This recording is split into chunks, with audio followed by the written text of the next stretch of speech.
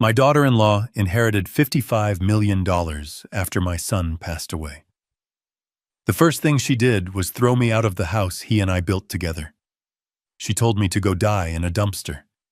I simply picked up my coat, walked away, and made a single phone call. 5 days later, she was on her knee, begging me for a single dollar.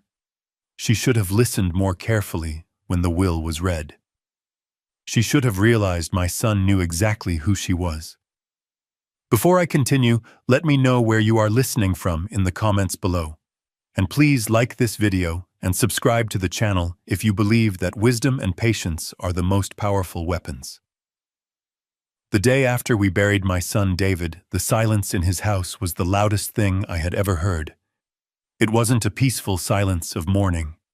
It was a cold, hard, brittle silence, the kind that threatens to shatter with a single wrong move. I sat in the large leather armchair in the living room, the one David and I had picked out together years ago, and stared at the empty space beside me.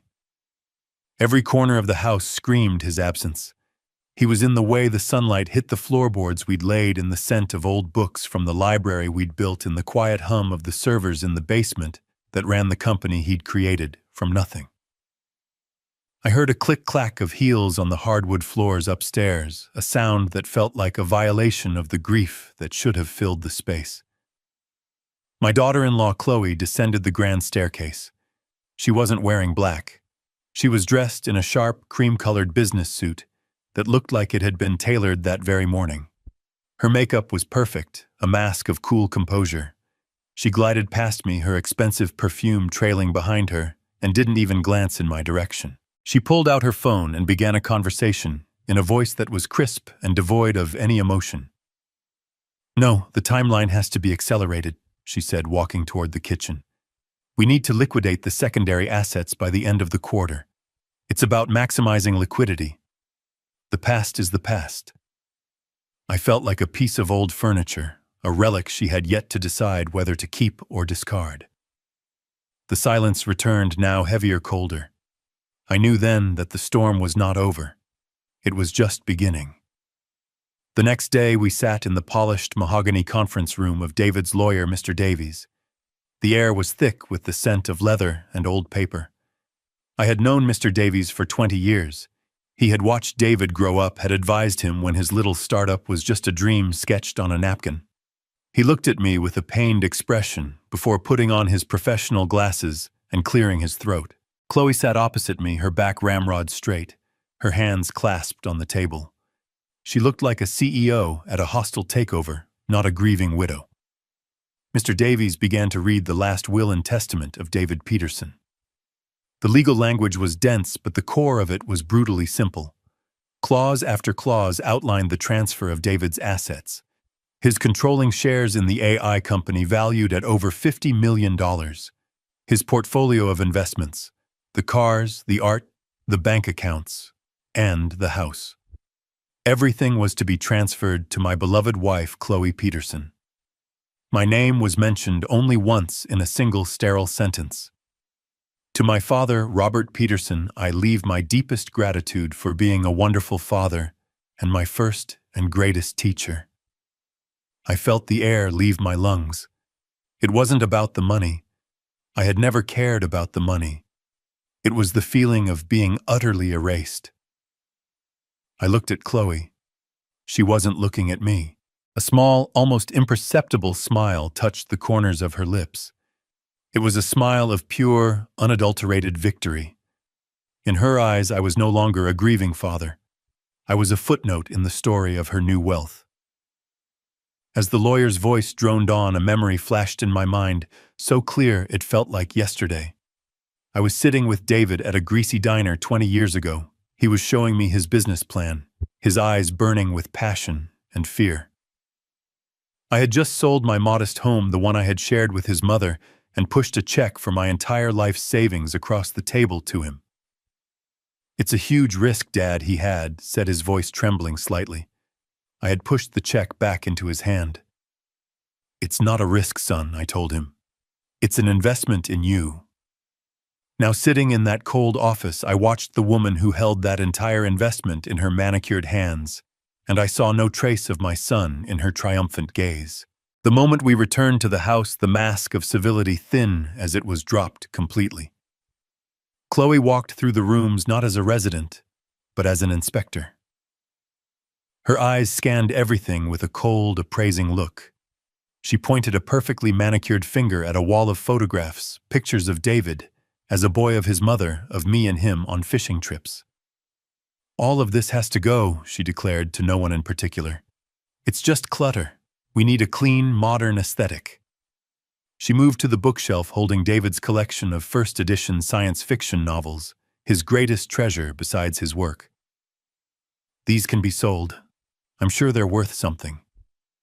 Her phone rang and she answered it on speaker, her voice booming with newfound authority. Yes, it's all confirmed, she said, a laugh in her voice. 55 million, not including the property. I'm the sole owner now. Complete control. She said that last part while looking directly at me, a challenge in her eyes. She was marking her territory, making it clear that my time here was over. I wasn't just a guest in my son's home anymore. I was a ghost haunting her new property. And I knew with a certainty that chilled me to the bone that she was about to perform an exorcism. For 2 days, I sought refuge in the one place in the house I still felt my son's presence. The library. It was more than a room. It was a cathedral of our shared history. David and I had built the floor-to-ceiling oak shelves ourselves, our laughter echoing in the empty space as we worked. Every book on those shelves told a story. Not just the one printed on its pages, but the story of how it came to be there.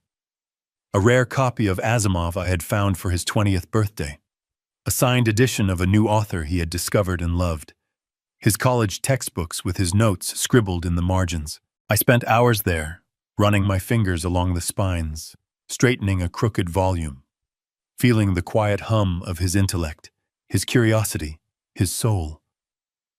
It was the only room Chloe hadn't yet touched with her cold, appraising gaze. I was carefully dusting a row of his favorite hardcovers when the heavy oak door was thrust open, slamming against the doorstop with a violent crack that shattered the peace. Chloe stood in the doorway flanked by 2 men who seemed too large for the frame. They were dressed in workout gear with thick arms and impassive faces. They looked like demolition workers, not guests. Chloe, however, was dressed in expensive athletic wear, her hair in a tight ponytail. She looked at the room, not with appreciation, but with the dismissive eye of a developer looking at an old building before tearing it down. All right, this is the space, she announced to the men, completely ignoring me. As you can see, it's just dead weight. All this dark wood and old paper. It's depressing. She turned her gaze on me for the first time, and there was no warmth in it. Only impatience. Robert, she said, her voice sharp and clipped. I need you to get all of this junk out of here by tomorrow. The elliptical and the weight machine are being delivered on Friday. I placed the book I was holding carefully back on the shelf, and my hands steady despite the tremor I felt in my chest. I turned to face her, keeping my voice level calm. Chloe, I said softly, this isn't junk. This was David's collection, his sanctuary. This room is the heart of the house. It's where his memory lives. I looked past her to the 2 men who shifted uncomfortably, avoiding my eyes. I was appealing to a humanity I wasn't sure she possessed. You can have any other room. Please, just not this one. I wasn't pleading for myself. I was pleading for my son, for the preservation of the small part of him that still felt tangible, that still breathed in the scent of paper and ink. For a moment, she just stared at me, a flicker of disbelief in her eyes that I would dare to question her. Then a short, ugly laugh escaped her lips. Memory, what good is memory? You can't liquidate memories, Robert.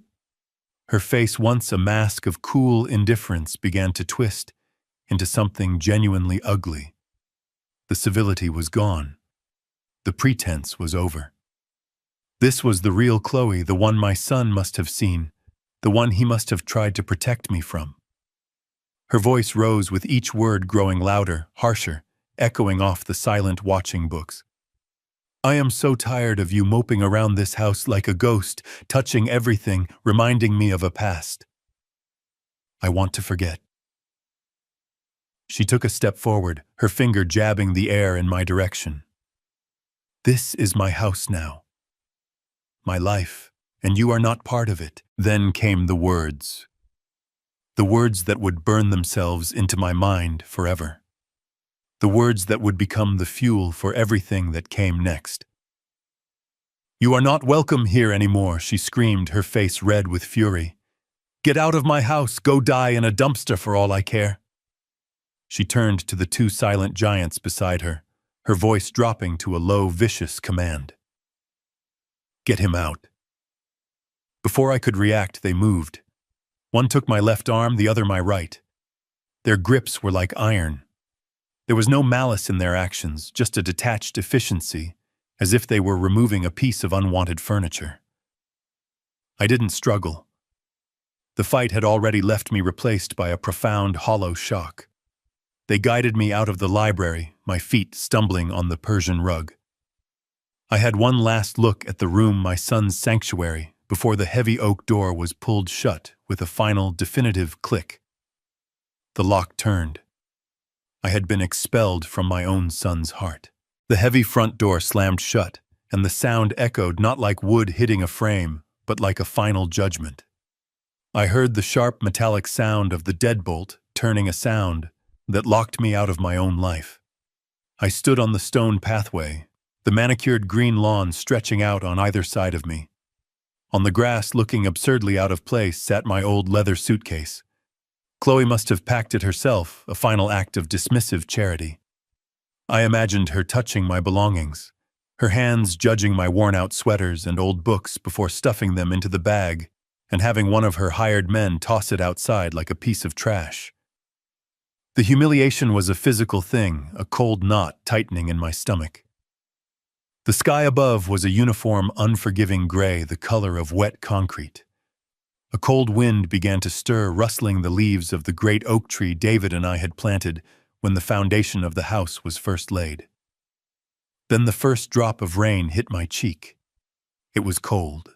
Another followed, then another, until a steady, miserable drizzle began to fall, soaking into the shoulders of my thin coat.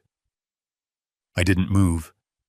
I just stood there, letting the rain mix with the silent tears I hadn't realized were streaming down my face. I looked up at the house. Our house. I saw the bay window of the library, dark and empty. I remembered David insisting on that window, wanting a place where he could read with the morning light pouring in. I saw the stone facade around the entryway, remembering the weekend we spent setting the stones ourselves, our hands raw and our faces beaming with pride. Every brick, every window, every shingle was a memory. And now it was a monument to a broken promise. The cold rain on my skin seemed to wash away the years, pulling a memory from the depths of my heart with aching clarity. I was suddenly standing in a different yard, in front of a much smaller house 25 years ago. David was a teenager, all lanky arms and earnest ambition, helping me fix a broken fence post. His hands were clumsy, but determined.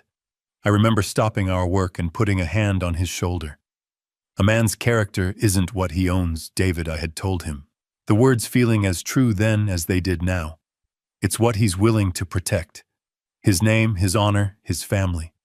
David had looked from our modest little house to the horizon, his young eyes filled with dreams. He had smiled a flash of the brilliant man he would become. One day I'm going to build us a great house, Dad, he had said, his voice full of unwavering certainty. A place so big and strong that you'll always have a home. It won't be my house. It'll be our house. The memory faded, leaving behind an ache more profound than any physical blow. That promise. That beautiful, heartfelt promise from a son to his father. That was what Chloe had truly thrown out onto the lawn. That was what she had slammed the door on. The $55 million were just numbers on a page. The house was just wood and stone. But that promise was the sacred foundation of my life. And she had desecrated it. Standing there in the soaking rain, I felt the grief and shock finally recede, replaced by something else. Something hard and cold and clear. The pain was transforming, crystallizing into a single sharp point of purpose. I straightened my back, pulling my shoulders from their defeated slump. I gave the house one last, long look. It was not a look of sorrow anymore. It was a look of assessment, a look of resolve. I walked across the wet grass, my shoes sinking slightly into the soft earth. I grasped the handle of my suitcase. It felt solid in my hand. And without looking back, I began the long walk down the driveway toward the street, each step a silent vow. The game was not over. She had just made her move. Now it was my turn. I must have looked a sight standing on the curb in the rain, a man in his 70s with a single suitcase and a life suddenly erased. A yellow taxi slowed as it passed its headlights, cutting through the dreary afternoon. I raised my hand, and it pulled over. The driver, a young man with kind eyes, didn't ask any questions as he put my bag in the trunk. "Where to, sir?" he asked. I didn't want to go to a friend's house. I couldn't bear their pity, not yet. I needed anonymity, a place where I could think. "The Starlight Motel," I said, naming a place I remembered from years ago far out on the highway. A place people went when they didn't want to be found. The drive was a blur of smeared city lights and the rhythmic thump of the windshield wipers. Each beat seemed to say, "What now, what now, what now?" We left the manicured suburbs behind the grand houses, giving way to strip malls and industrial parks. The Starlight Motel was exactly as I hadn't remembered it. The sign was missing a T, so it read, Starlight Motel, its neon lights buzzing and flickering in the rain. The paint on the building was peeling, and the air smelled of wet asphalt and regret. The room the clerk gave me was on the ground floor facing the parking lot. It was small, and the air was stale. A brown patterned bedspread was stretched tightly over a lumpy mattress. A single lamp on the nightstand cast a weak yellow circle of light. The ancient television was bolted to the dresser. It was the complete opposite of the life I had just been thrown out of. The spacious rooms, the scent of fresh flowers, the priceless art, all of it felt like a dream. This small, sad room was my new reality. I placed my suitcase on the worn luggage rack and sat on the edge of the bed. The springs groaned in protest. The only sounds were the hum of the mini-fridge and the distant hiss of tires on the wet highway. For the first time in days, I was truly alone, surrounded by a silence that was entirely my own. But it wasn't the silence of defeat. It was the silence of a chessboard after a devastating move has been made. It was the silence of contemplation. I thought of Chloe's rage, her greed so transparent, it was almost childlike. I thought of the will so clean, so simple, so unlike my son. David was meticulous. He was a genius who saw every angle, who planned for every contingency in his business. Could he have been so blind in his personal life? Could he have left his own father, the man who had funded his dream, so utterly unprotected? It didn't make sense. The numbers didn't add up. And as a man of history, I knew that when a story doesn't make sense, it's usually because you're not reading the whole text. A new thought began to form, not a hope but a hypothesis, a possibility. What if David wasn't blind? What if he was strategic? The thought was a single small flame in the vast darkness of my despair. It was enough. I reached into my coat pocket, my fingers closing around the cool, hard shape of my phone. I pulled it out, the bright screen illuminating my face in the dim room. My thumb scrolled past the names of friends I couldn't yet face, past the numbers of services I didn't yet need. I stopped on one name, a name that now represented the only bridge between the world I had lost and any possible future. Mr. Davies. My finger hovered over the screen for a single heartbeat, a silent question hanging in the air. Surrender or fight back, then, with a steady hand I pressed the call button. The conflict was no longer about what had been done to me. It was about what I was going to do next. The phone rang once, twice, a shrill sound in the quiet motel room. Each ring felt like a lifetime. I was calling a lawyer, but I was also reaching out for a lifeline, a connection to the son I had lost. Finally, the ringing stopped. Davies, his voice was professional, but I could hear the weariness in it. "Robert," he said, a note of concern entering his tone. "Are you all right? I was just about to call you." His words sent a small jolt through me. He was about to call me. He was expecting something. I took a deep breath, marshaling my thoughts, determined not to sound like a broken man. I kept my voice as steady and even as if I were delivering a lecture on the fall of the Roman Empire. I reported the facts devoid of the crushing emotion that lay beneath them. "Good evening, Mr. Davies," I began. "I'm calling to inform you that I am no longer residing at my son's house." Chloe made it clear I was not welcome. "I've taken a room at the Starlight Motel on the interstate."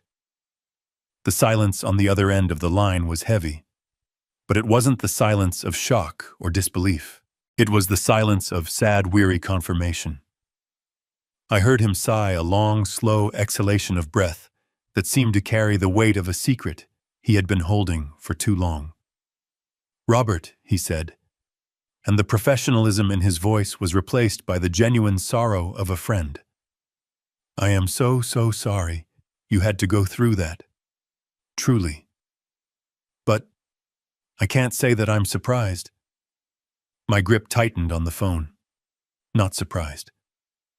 The small hypothesis that had formed in the darkness of my despair suddenly felt less like a guess and more like a certainty. My son had known. He had seen this coming. Mr. Davies continued, his voice low and filled with a pained affection for the friend he had lost. "David was a brilliant man, Robert. He could predict market trends and technological shifts years in advance. He saw the world in patterns, in lines of code and probable outcomes. And he saw the patterns in people too. He knew his wife. He loved her, I think, in his own way, but he was not a fool. He was a planner. He always had a contingency." I closed my eyes, picturing my son's face, not his smiling photos, but the look of quiet worry he sometimes had when he thought no one was watching. The burden he must have carried. Then Mr. Davies's tone shifted. The friendly sorrow was gone, replaced by the crisp, precise voice of an executor of a will about to perform his duty. "Robert, going to tell you something now that I was bound by my fiduciary duty and my promise to David not to reveal unless a very specific set of conditions were met. By forcibly removing you from the house, Chloe has just fulfilled those conditions." I held my breath. This was it. "David left me with a sealed envelope and a list of private detailed instructions," the lawyer continued. "The will we read in my office the other day. It was not the entire story. It was true in a legal sense, but it was incomplete. Think of it as the first move in a chess game my son knew he might not be around to finish." I felt a wave of emotion so powerful it almost knocked the wind out of me. Grief, sharp and fresh for the terrible knowledge my son had to live with. And an overwhelming, crushing love for his foresight, for his fierce, protective heart that reached out to care for me even from beyond the grave. "What are you saying?" I whispered, though I already knew the answer. Mr. Davies's voice was firm now, a beacon in the storm. "I'm saying there is another clause, a contingency clause triggered by specific actions. David called it his character test. He wanted more than anything to give Chloe a genuine chance to prove him wrong. He hoped she would choose decency. He hoped she would choose family. But he planned for the probability that she would choose greed. The small, flickering flame of purpose inside me roared to life. My son had not abandoned me. He had armed me." Mr. Davies's final words were not a comfort, but a call to action. "She has failed the test, Robert. She has made her move. Now it's time for us to make David's." Mr. Davies's voice over the phone was a lifeline, pulling me from the wreckage of the past few days and setting me on solid ground. I sat up straighter on the lumpy motel bed, listening with an intensity I hadn't felt in years. To understand what David did, the lawyer began his tone now that of a strategist explaining a brilliant campaign. You have to understand that he didn't write a simple will. He created a test, an ethical and legal stress test with his entire fortune as the subject. I could almost see my son in those words, the meticulous planner, the genius who saw every possible outcome. The document we read in my office, Davies continued, was the first part of that test. It was the bait. It was designed to give Chloe everything she thought she ever wanted, but it came with a single, almost invisible string attached. He paused for effect. That string was a legal concept called fiduciary duty. It's a term we lawyers use all the time, and it usually sounds like boilerplate. But David turned it into the entire key to the mechanism. I listened rapt as he explained the elegant, devastating simplicity of my son's plan. The will stated that the inheritor Chloe was entrusted with the entire Peterson estate, but it also contained one crucial, carefully worded clause. It said she was bound for a 30-day evaluation period to a solemn fiduciary duty to protect and uphold the welfare and legacy of the Peterson family. It sounds like a sentimental phrase, doesn't it? Davies said, a hint of admiration in his voice. But in the context of a will, it's a legally binding instruction. Family legacy doesn't just mean the money. It means the people, the history, the honor. It means you, Robert. The pieces began to click into place in my mind, forming a picture of my son's incredible foresight. When Chloe threw you out of the house, Davies explained, his voice turning hard as steel, she did more than just a cruel thing. She took a sledgehammer to the most important clause in the will. She proved in the most dramatic way possible that she had no intention of upholding the welfare or legacy of the family. She violated her fiduciary duty, and that violation is the trigger. He told me that this breach gave him, as the executor, the full legal authority to unseal and activate a second document, a sealed codicil to the will that David had left in his private safe. As Mr. Davies spoke, the dreary motel room around me faded away. I was transported back 3 months to the last quiet evening I had spent with my son. We were in the library, a comfortable silence between us.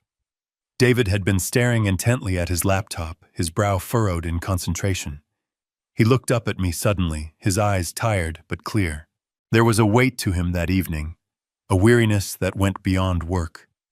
"Dad," he had said, his voice quiet but serious, "if anything ever happens to me, I need you to trust what I've built." I had thought he meant his company, the algorithms, the patents. I had put my hand on his shoulder and told him I always would. But he shook his head slightly. "No, not just the company," he clarified, looking back at his screen, full of what I now realized must have been legal documents. "I mean the system I built to protect you." I hadn't understood then. I thought he was talking about firewalls or financial arrangements. I didn't realize he was forging a shield of law and love around me. Now, in this lonely motel room, his words were the clearest thing in the world. He had been preparing for this very day. I came back to the present, my heart aching with a mixture of immense grief and profound pride. My son was gone, but his brilliant mind was still at work, still protecting me. "So what do we do now?" I asked Mr. Davies, my voice no longer trembling. It was the voice of a man with a mission. "Now we follow David's instructions to the letter," Davies replied, his voice all business. And his instructions were very clear. We do not confront her. We do not reveal our hand. David's plan was more elegant than that. He knew that true character is revealed not when it's challenged, but when it thinks no one is watching. He laid out the next steps. "Chloe believes she is one of the wealthiest women in the country. We need her to believe that with all her heart. But when she tries to spend that money to liquidate those assets, to exercise that power, she will find that the doors are all locked." He explained that he would use his legal authority as executor to place temporary holds on everything, citing standard procedural delays, estate valuations, and tax assessments. It would be a death by 1,000 paper cuts. She would be a queen with an empty treasury. She will grow frustrated, then angry, then desperate, Davies said. David knew she had no patience. He designed the trap to prey on her own worst instincts. He gave her all the rope she could ever want, Robert. Now we just have to wait for her to tie her own noose. Trust the system. Trust your son. I hung up the phone, the silence of the motel room no longer feeling empty, but charged with purpose. The game had been set by my son long ago. It was time for me to play my part. The plan Mr. Davies laid out over the phone was both simple and breathtakingly complex. It was a legal labyrinth designed by my son, and Mr. Davies was handing me the map. His instructions for his part were precise. He would begin the process of legally freezing the estate's major assets. He would use the perfect, impenetrable shield of bureaucracy. There would be notices of probate filings for asset valuation requests for federal and state tax clearances. Each step was a standard legally required procedure, but when done with deliberate slowness, they would form an invisible wall around the $55 million. Chloe would be able to see the fortune, but she would be utterly unable to touch it. It would be like a starving person staring at a banquet through a pane of unbreakable glass. My instructions were much simpler and much harder. Robert must disappear. Mr. Davies had said, his voice firm. Not forever, just for a few days. Let your trail go cold. Don't answer your phone if anyone calls. Don't reach out to old friends. To Chloe and to the world, you must be what she believes you are, a broken, defeated old man who has run away to some dark corner to grieve. Your absence will be her confidence. Your silence will be her signal to act rashly. We need her to feel completely, utterly, and foolishly secure. We spoke for a few more minutes, confirming the details, and then the call was over. I placed my phone on the worn-out nightstand. The motel room was silent once more. I looked around at the cheap laminate furniture, the stained carpet, the thin, faded curtains. An hour ago, this room had been a symbol of my humiliation, the lowest point of my life. But now it felt different. It felt like a bunker, a command center. The anonymity I had sought out of shame had become a strategic advantage. This wasn't a place of defeat. It was a staging ground. A younger, angrier version of myself might have called this feeling a thirst for revenge. I might have savored the thought of Chloe's future suffering. But sitting there in the quiet solitude, feeling the immense weight of my son's trust reaching out to me from the past, I knew this was something else entirely. It wasn't about inflicting pain. It was about revealing a painful truth. It was not vengeance. It was the slow, methodical execution of justice. My son's justice. I was not an avenger. I was an executor tasked with carrying out the final, most important wish of my child, to protect his legacy from the one person he knew would try to destroy it. The plan was a masterpiece of legal and psychological engineering, but it was built upon a single critical assumption: Chloe's boundless arrogance. A sliver of doubt entered my mind. Could anyone truly be so blinded by greed, so utterly lacking in caution? The plan required her to not just walk into the trap, but to sprint into it, laughing all the way. She would have to ignore all the red flags, all the procedural delays, and believe only what she wanted to believe. It seemed like a flaw in an otherwise perfect design. I worried she might sense something was wrong, that she might hire a competent lawyer of her own who would advise patience. And then I had to question myself. Did I have the strength to see this through? My role was to remain silent, to watch from the shadows as she for a time celebrated on the grave of my son's memory. I would have to endure the thought of her parties, of her tearing down his library, of her erasing his presence from the home we built. It would require a level of self-control I wasn't sure I possessed. The instinct to fight, to scream, to confront her was a powerful one. I looked at the dark screen of my phone, at my own tired reflection staring back. I saw the face of a grieving father. But beneath the grief, I saw the history professor, the man who understood that the most important battles are often won not on the field, but in the quiet archives through patience and the careful study of the facts. David had studied his opponent. He had laid out the strategy. He trusted me to execute it. I would not let him down. Reaching out with a steady hand, I pressed and held the power button on my phone. The screen flickered and went black. The first step of the plan was complete. I had disappeared. For the next 3 days, I followed Mr. Davies's instructions to the letter. I lived in a state of self-imposed exile, a ghost in a cheap motel room. The television remained off. My phone remained a dark, silent rectangle on the nightstand. The world outside my window, with its endless river of highway traffic, ceased to exist. I didn't know it at the time, of course, but as I sat in that quiet, contemplative solitude, Chloe was doing the exact opposite. She was exploding into the world with the force of a financial supernova, a spectacle of consumption so grand it was almost an art form. Mr. Davies later filled me in on all the details, his voice a dry, factual report over the phone. He painted a picture of a woman so completely consumed by greed that she couldn't see the cliff edge just beyond her brand-new $1,000 shoes. Her first stop, he told me, was a whirlwind tour of the most expensive boutiques the city had to offer. She moved through them, not like a shopper, but like a conqueror, claiming tribute. Handbags from designers whose names I didn't even know. Watches that cost more than my first house dresses she would likely only wear once. She wasn't just buying things. She was buying a new identity, shedding the skin of her old life, and wrapping herself in a cocoon of obscene luxury. From there, she went to a supercar dealership, the kind of place with polished concrete floors and more security guards than cars. She didn't browse. She simply pointed at the most ostentatious vehicle in the showroom, a blood-red sports car with doors that opened upwards like wings. She put down a substantial, non-refundable deposit with a flick of her credit card. The salesman Mr. Davies learned had asked when she would pay the remaining balance. Chloe had laughed a tinkling, condescending sound.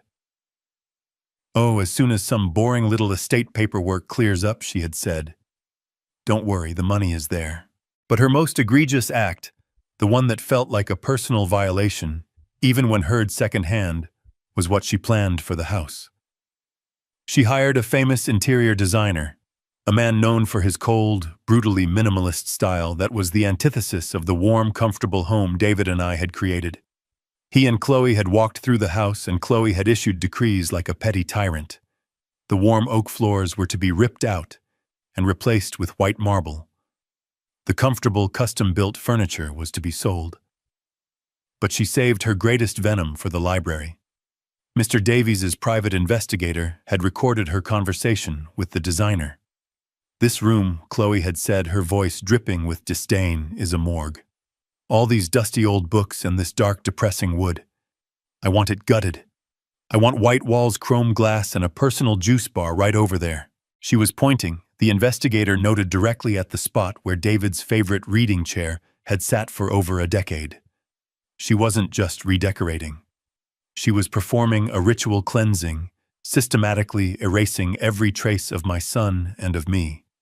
The crescendo of her hubris was the party. She threw a massive catered affair 3 nights after she had thrown me out. The house was filled with strangers, an entirely new set of friends who had miraculously appeared in her life at the exact same time as the $55 million. Champagne flowed, a DJ played loud, pulsing music, and Chloe held court in the center of it all, soaking in the adoration of her new followers. She was radiant, triumphant. And at some point in the evening, Mr. Davies's source told him one of the new friends asked about David's father. Chloe had paused, placing a dramatic hand on her chest, as if the question caused her great pain. "Oh, Robert," she had sighed, her voice carrying across the hushed circle of listeners. "The poor dear man. He was just so overwhelmed by everything. The grief, the legal matters. He couldn't adjust to this new reality." She had shaken her head sadly. I believe he checked himself into a quiet little nursing home up north somewhere. It's for the best, really. He just doesn't belong in this world. Listening to Mr. Davies recount that part, a strange calm washed over me. I felt no anger, no rage. I only felt a profound, cold pity. She was dancing in a house of cards, toasting to a future that had already been signed away. She believed she was the queen of a new and glittering kingdom, never once realizing she was just a temporary actress on a stage my son had so carefully built. And the final act, I knew, was about to begin. The trap had been set. The bait had been taken. And now the walls were about to start closing in. The day after her party was meant to be the first day of her new reign. As Mr. Davies later recounted it to me, Chloe woke up late, the sunlight streaming into the master bedroom she now occupied alone. The house was quiet. The caterers had cleaned up the evidence of the previous night's grand affair. She likely felt on top of the world, a queen in her castle, the undisputed master of a $55 million universe. She decided to begin her day and her new life with an act of casual, triumphant consumption. She drove David's luxury sedan, a car she now considered hers, to a chic downtown cafe, after a brief, satisfying stop at her new favorite jewelry store. It was there, surrounded by the quiet clinking of porcelain and the murmur of the city's elite, that the first crack appeared in the foundation of her perfect world. After ordering a ridiculously expensive coffee and a pastry, she presented her new black credit card, the one linked directly to the main estate account. The barista swiped it. A moment passed. He swiped it again. A small, polite frown appeared on his face. "I'm sorry, ma'am," he said, his voice low enough to avoid a scene. "It's been declined." Chloe laughed, a sound of pure disbelief. "That's impossible," she said, her voice a little too loud. "Try it again." He did. The result was the same. Annoyance flickered across her face, replaced by a flash of embarrassment, as she noticed a woman at a nearby table glance over. She handed him a different card, also linked to the estate. It, too, was declined. Flustered, she paid with the last of the cash in her designer handbag and retreated to her car, her face a mask of cold fury. She immediately called the private banking line. The representative who answered was impeccably polite, which only seemed to fuel her anger. "Yes, Mrs. Peterson," the banker said after a moment. "I see the issue. There appears to be a temporary procedural hold placed on all accounts associated with the Peterson estate." Chloe's voice was sharp. "What I am the sole beneficiary. That is my money. Remove the hold immediately." There was a soft electronic shuffling sound on the other end of the line. "Ma'am, I'm afraid I can't do that," the banker said, his voice still maddeningly calm. "The request was filed this morning by the executor of the estate, Mr. Davies. It's a standard hold, pending a full asset valuation for probate court. My hands are tied." Chloe sat in her car, the engine silent, and stared at the glittering storefronts. For the first time, a cold tendril of real fear snaked its way into her heart. She drove home, her mind racing. When she walked through the front door, her phone was ringing. It was the celebrity interior designer. His voice, usually so fawning and effusive, was clipped and annoyed. "Chloe, darling," he said, dispensing with pleasantries, "there's a bit of a problem. My demolition crew arrived at the house this morning to begin work on the library, but they were turned away. We were served with a legal notice, a temporary injunction on any structural alterations to the property filed by the estate's executor." He took a breath. "My crew bills by the hour, darling, and right now they are billing me for doing absolutely nothing." "What is going on?" Chloe sank onto a pristine white sofa, the phone feeling cold against her ear. She was surrounded by the walls she wanted to tear down, but an invisible, more powerful wall had just been erected around her. Before she could even formulate a reply to the designer, another call came through. It was the car salesman from the Maserati dealership, and the cheerful deference was gone from his voice. It was now the voice of a man who wanted his money. "Mrs. Peterson," he said, his tone all business. I'm calling about the final payment for the Gran Turismo. As we discussed, your deposit holds the vehicle for a 72-hour window. We're now at hour 75. We need that wire transfer today, otherwise I'll be forced to release the vehicle to another interested party. And as per the contract you signed, the deposit is non-refundable. The sports car, the ultimate symbol of her new status, was about to vanish. Every pillar of her new life was crumbling one by one in the space of a single morning. That was when the panic truly set in. Her confident rage dissolved into a frantic, cornered fear. She had only one move left. She dialed the number for Mr. Davies's office, her thumb jabbing at the screen. The moment he answered, the dam of her composure broke, and a torrent of furious, terrified words poured out. "What have you done?" she screamed into the phone. "Why is my money frozen? Why can't I touch anything? This is my house. You work for me. I am the estate. You can't do this to me. I will sue you. I will ruin you." On the other end of the line, as Mr. Davies later described it to me, he simply held the phone a few inches from his ear and waited for the storm to pass. When she finally paused to take a breath, he spoke, his voice the calm, unshakable center of her hurricane. "Mrs. Peterson, understand your frustration. However, as I am sure you can appreciate, the final settlement of an estate of this size is a highly complex process." "Standard procedure," she shrieked. "There is nothing standard about this. I assure you, Mrs. Peterson." He continued, his tone maddeningly professional. "Every action I have taken is a perfectly standard and legally required step to protect the assets of the estate during the probate period. I am simply following the letter of the law." She screamed again, a raw, frustrated sound of a spoiled child being denied what they want. She was beating her fists against an invisible wall, a wall built of procedure, of legality, of my son's brilliant, patient design. After a final incoherent threat, she slammed the phone down. She was trapped. Trapped not by bars or locks, but by the very system she thought had given her everything. She was a queen in a gilded cage, and my son, through the calm, steady hand of Mr. Davies, had just quietly and irrevocably turned the key. 5 days. According to the updates I received from Mr. Davies over the motel's crackling landline, that's how long it took for Chloe's new world to rust. The invisible walls he had erected had done their job perfectly. Her life, which had seemed so boundless and glittering just days before, had become a gilded cage. The unpaid invoices from the party caterers and the DJ were now arriving with angry red notices demanding immediate payment. The interior designer had sent a scathing email and a bill for his wasted time. The car dealership had called one last time to inform her that her deposit was forfeited and the red sports car had been sold to someone else. Her new wealthy friends, the ones who had toasted her name with her own champagne, suddenly became impossible to reach.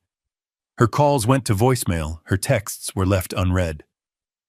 The silence in that vast, empty mansion must have been deafening. She was the queen of a paper kingdom, and a slight breeze had just blown it all away. Her first reaction, Mr. Davies's investigator reported, was a frantic, desperate search for me. The power dynamic had flipped so completely, it was almost poetic. The woman who had ordered me to go die in a dumpster was now scouring the city for the very man she had discarded. Her desperation, I imagine, was fueled by a last flicker of her arrogance. She likely believed that if she could just find me, she could bully or threaten me into calling off the lawyer and releasing her money. She drove to the homes of my old friends, men and women she had always treated with dismissive contempt. But at every door, she was met with polite, firm denial. "I'm sorry, Chloe, we haven't seen Robert. No, he hasn't called." Each closed door was another reflection of the one she had slammed in my face. She, the new millionaire, was the one being turned away. She, the master of the house, was the one who was no longer welcome. By the afternoon of the 5th day, her anger had burned itself out, leaving behind only the cold, gray ashes of desperation. Every avenue was a dead end. Every call was a failure. She was utterly and completely powerless. There was only one place left to go, one person left to appeal to. She had already tried screaming at Mr. Davies. This time she would have to try a different tactic. Humility, or at least a performance of it. As she made her way to his downtown office stripped of her bluster and bravado, she must have felt the true weight of her situation for the first time. She was a $55 million heiress who couldn't afford to pay a parking meter, and that is what led her finally to the quiet wood-paneled waiting room of Davies and Finch. Mr. Davies had called me at the motel that morning. His voice was calm, but I could hear a note of finality in it. "Robert," he had said simply, "it's time. I think she's ready to listen." He had sent a car for me, and I had put on my best suit, the simple navy one I had worn to my son's wedding. I had been sitting in that waiting room for about an hour, not with anxiety, but with a profound sense of calm. I was not a victim waiting for an apology. I was a father about to carry out his son's final wishes. I was reading a book on Roman history, the familiar weight of it in my hands, a comforting anchor. The door to the waiting room opened softly. I didn't look up immediately. I finished my paragraph first. Then slowly I lowered my book. She was standing there hesitating on the threshold. She looked nothing like the conquering queen from the will reading or the raging fury from the party.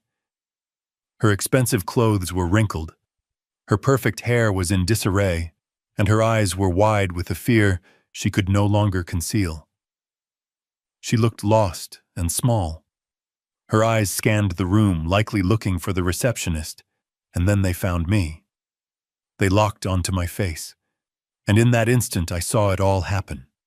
The confusion, the shock, and then the dawning, sickening horror of comprehension. The realization that this wasn't a series of unfortunate bureaucratic mistakes. It wasn't a problem that could be fixed. It was a plan. A meticulous, perfectly executed plan. And the quiet, insignificant old man she had thrown out into the rain like a piece of trash was sitting at the very heart of it. I watched the cascade of emotions ripple across Chloe's face. It happened in a fraction of a second, but for me it felt like an eternity. First, there was simple confusion, the kind you see when a familiar room has been inexplicably rearranged.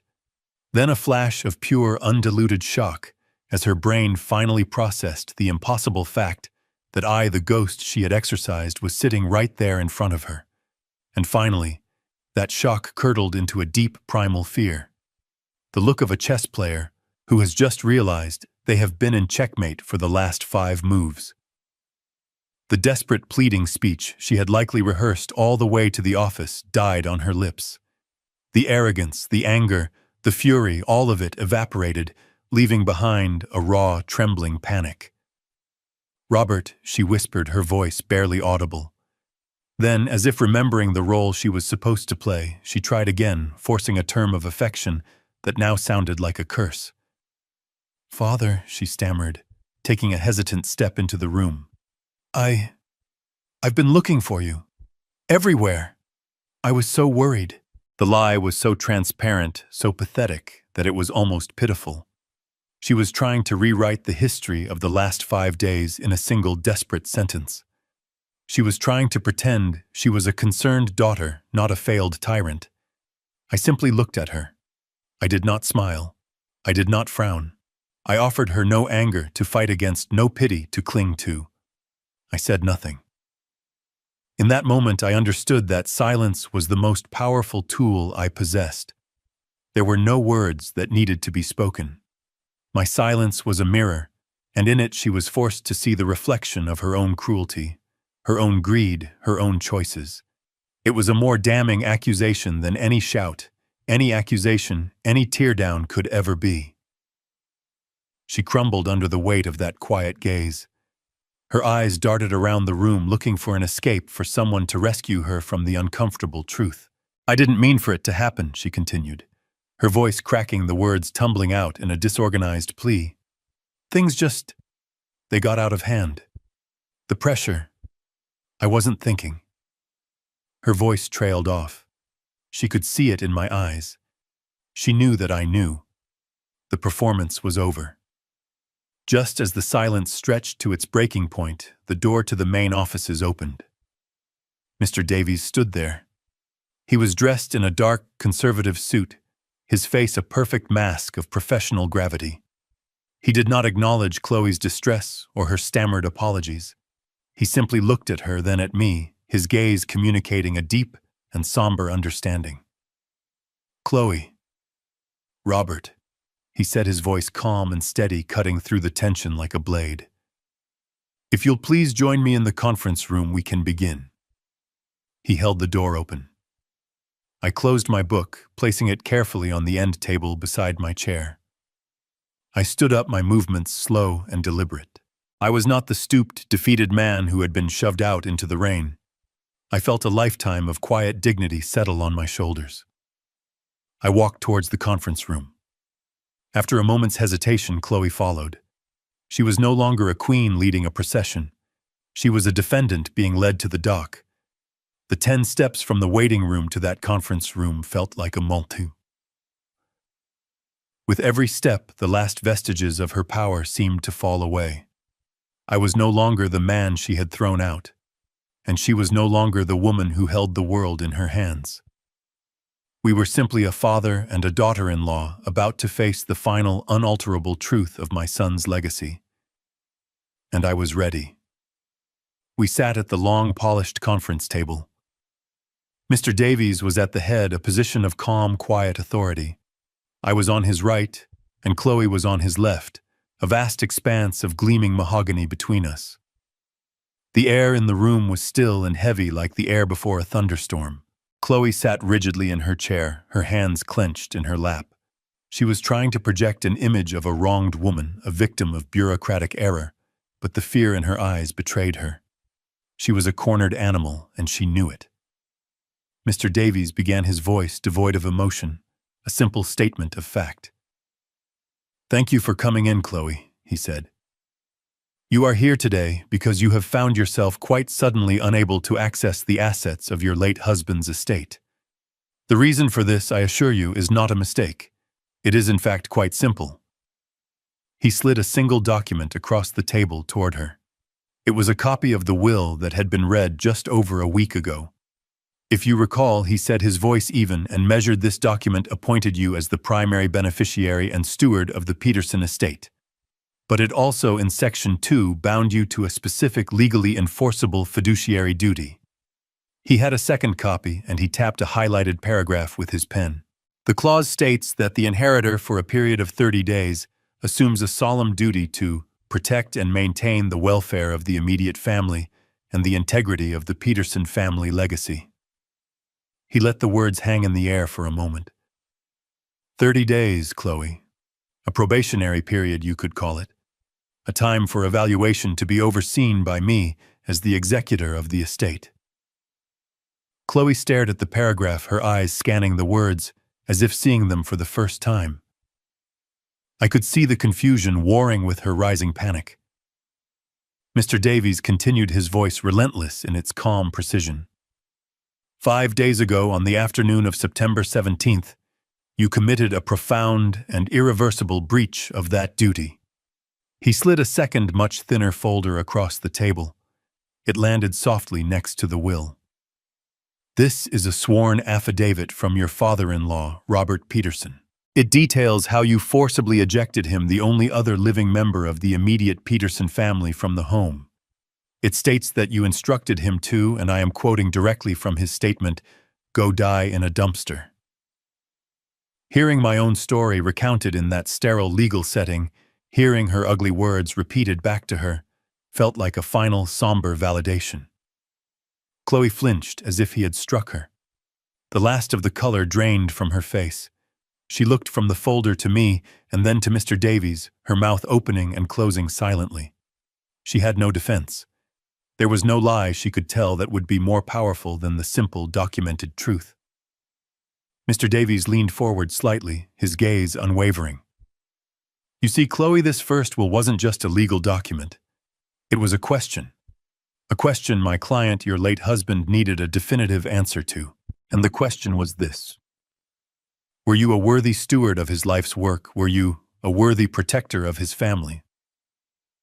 I watched her as the terrible truth began to dawn. She wasn't a player in a financial game. She was the subject of a moral experiment, and she had failed in the most spectacular way imaginable. "Your actions," Mr. Davies said, his voice dropping slightly, becoming more intense, provided the answer to that question with absolute clarity. "Which leads me to a question of my own for you." He paused, letting the silence press down on her. "Did you listen carefully to the entire will, Chloe? Did you pay attention to the words in Section 4, Subclause C? The small print, the part that describes the automatic and immediate activation of Codicil B in the event of a catastrophic breach of fiduciary duty by the primary beneficiary." Her face was a blank mask of uncomprehending horror. She had heard only the $55 million. She had heard only the house. The rest had just been noise.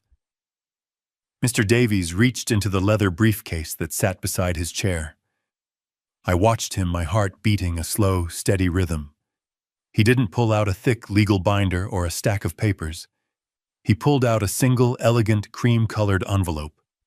It was sealed with a circle of dark blue wax impressed with the Peterson family signet ring, the one I had given David on the day he graduated from college. The lawyer placed the envelope in the exact center of the polished table. It sat there, a quiet, unassuming object that held the power of an earthquake. Chloe stared at it as if it were a venomous snake.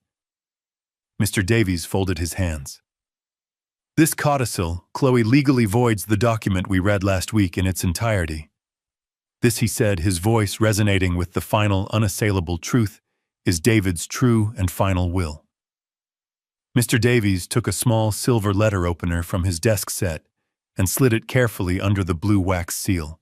The sound of the paper tearing was a sharp final rip in the silent room. He unfolded the single sheet of paper it contained. I saw my son's familiar, clear handwriting, and my breath caught in my chest. David's true intentions were not buried in pages of legal jargon. They were stated with a clarity that was both loving and ruthless. Mr. Davies placed the paper on the table and began to read, his voice the calm, steady instrument of my son's final command. "This is Codicil B to the last will and testament of David Peterson," he began. "Activated this morning by the authority granted to my executor. It hereby renders all previous versions of this will null and void.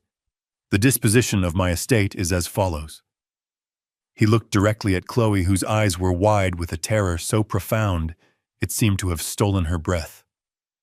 1. Davies read, "All my assets without exception, including all shares in Peterson AI, all financial portfolios and the residential property at 114 Willow Creek Lane, are to be transferred immediately into a newly formed, irrevocable trust to be known as the Peterson Legacy Trust." He paused, letting the weight of the words sink in. 2. The sole trustee, manager, and administrator of the Peterson Legacy Trust will be my father, Robert Peterson. I felt an immense, humbling weight settle on my shoulders. A duty. A purpose. 3. Davies continued, his voice unwavering. "The primary mission of this trust will be to fund and oversee the David Peterson Tech Scholars Foundation, a charitable entity dedicated to providing technology and engineering education and scholarships to underprivileged children, a cause my son cared about deeply." And then he came to the final provision. He looked at Chloe once more before reading it. 4. To my wife, Chloe Peterson, the trust will provide a monthly stipend of $2,000. He let that number hang in the air, a pathetic fraction of the millions she had tasted. This stipend is contingent upon her maintaining verifiable full-time employment. She will be permitted to reside rent-free in the guest cottage on the property. Any violation of these terms or any decision to cease working will result in the immediate and permanent termination of all financial support. It wasn't a punishment of pure poverty. It was in its own way so much worse for her. My son wasn't leaving her to starve. He was sentencing her to a life of ordinary, honest work, a life of responsibility, the very kind of life she had married him to escape. The color had completely vanished from her face, leaving a pale, waxy mask.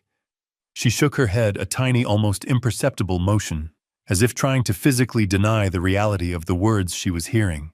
The $55 million empire, the sports car, the parties, the power, it had all been a fantasy, a week-long dream, from which she was now having the cruelest awakening. As Mr. Davies neatly folded the single sheet of paper and placed it back in its envelope, the finality of the moment struck her.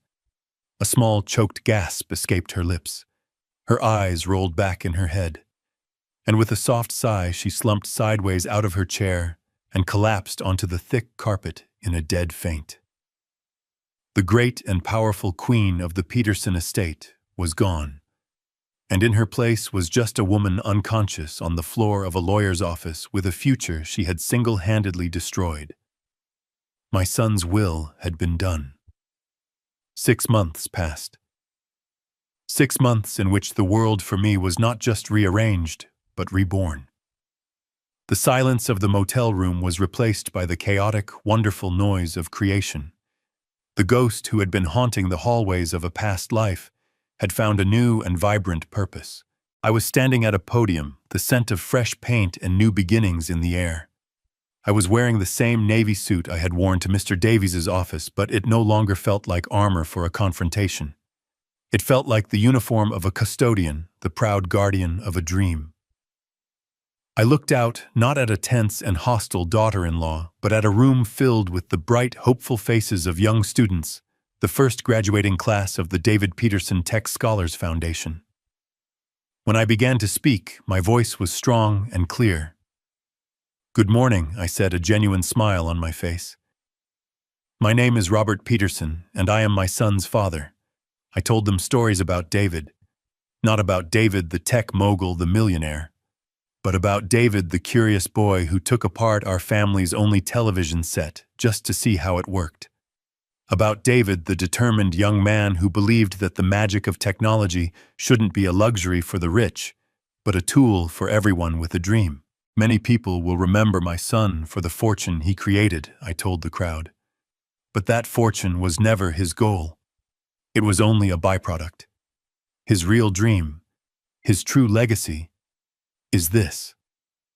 I gestured around the room at the gleaming new computers, at the smartboards, at the eager faces of the children who would learn and create and build their own futures here. David believed that talent is universal, but opportunity is not. I continued. He wanted to build doors for those who had only ever been shown walls. So today, we are not just opening a building. We are continuing his most important work. We are fulfilling his true will. Not the one written on paper, but the one that was written on his heart. As the room filled with warm, heartfelt applause, my thoughts drifted just for a moment to Chloe. I don't think of her with anger anymore. I rarely think of her at all. But I know where she is. My son's trust in its quiet, methodical way still keeps an eye on her. The image that came to my mind was of a different kind of room, a busy downtown coffee shop during the morning rush. Chloe was behind the counter wearing a simple green apron with her name on a plastic tag. Her hair was pulled back, and her face was bare of the expensive makeup she used to wear. She moved with a practiced efficiency, frothing milk, calling out orders, wiping down the counter. She looked tired, the kind of tired that comes from standing on your feet for 8 hours. A customer was rude to her, complaining that his latte wasn't hot enough. I saw a flicker of the old fire in her eyes, a flash of indignation, but it vanished as quickly as it came, replaced by a weary resignation. "I'm very sorry, sir," she said, her voice flat. "I'll make you a new one." She had been sentenced to a life not of poverty, but of consequence, a life of ordinary, honest work, and in her own quiet way, she was serving her sentence. A young girl no older than 14 tugged on my sleeve, pulling me back to the present. She pointed excitedly at her computer screen, showing me a simple line of code she had written that made a cartoon dog wag its tail. Her eyes shone with pride and discovery. I smiled, a real smile that reached my own eyes. My son's will had created 2 new realities. For Chloe, a world of quiet consequence. For me, a world of noisy, chaotic, wonderful purpose. Justice, I've finally learned, isn't always found in a dramatic courtroom showdown.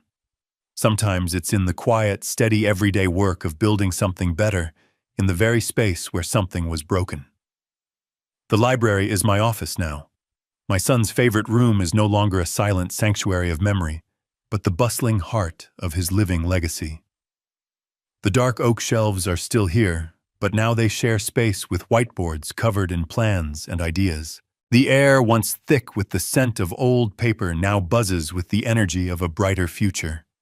I often sit at his old desk in the evening, after the small dedicated staff has gone home. On the corner of the desk is a photograph of David taken on a hiking trip years ago. He is grinning, the sun in his eyes, the whole world at his feet. I look at it, and I feel no sorrow, only a quiet, profound pride. Justice, I've come to realize, isn't always a loud and thunderous affair. It doesn't always come with a gavel strike or a shouted verdict. Sometimes justice is the quiet, satisfying click of a well-laid plan falling perfectly into place. My son didn't leave behind a pile of money. He left behind a legacy of passion and the belief that one person's success could be used to build a ladder for others. My purpose, my great honor, is to ensure that legacy breathes and grows every single day. In fulfilling my son's true will, I did more than just reclaim a house. I reclaimed myself. I found a reason to get up each morning that was bigger than my grief. I found my way back to the man my son always knew I was. This story reveals that the most profound justice is often silent and strategic, not loud and vengeful. True strength lies not in immediate emotional reactions, but in patience and foresight. David's ultimate victory wasn't in punishing his wife, but in protecting his true legacy, one of purpose and charity over personal wealth. It teaches us that our real inheritance is the positive impact we create and the values we uphold. The most powerful response to arrogance is not anger, but the quiet execution of a well-laid plan that reestablishes order and honors what truly matters. Thank you for listening to my story. It has taught me that sometimes the most powerful action isn't a furious shout, but a quiet, carefully calculated move on the chessboard of life. If you agree, and if you have ever had to find strength in wisdom and patience, please like this video and subscribe to the channel for more stories like this one. I would be honored to read your thoughts in the comments below. Your voice and your stories matter. Thank you for being a part of this journey.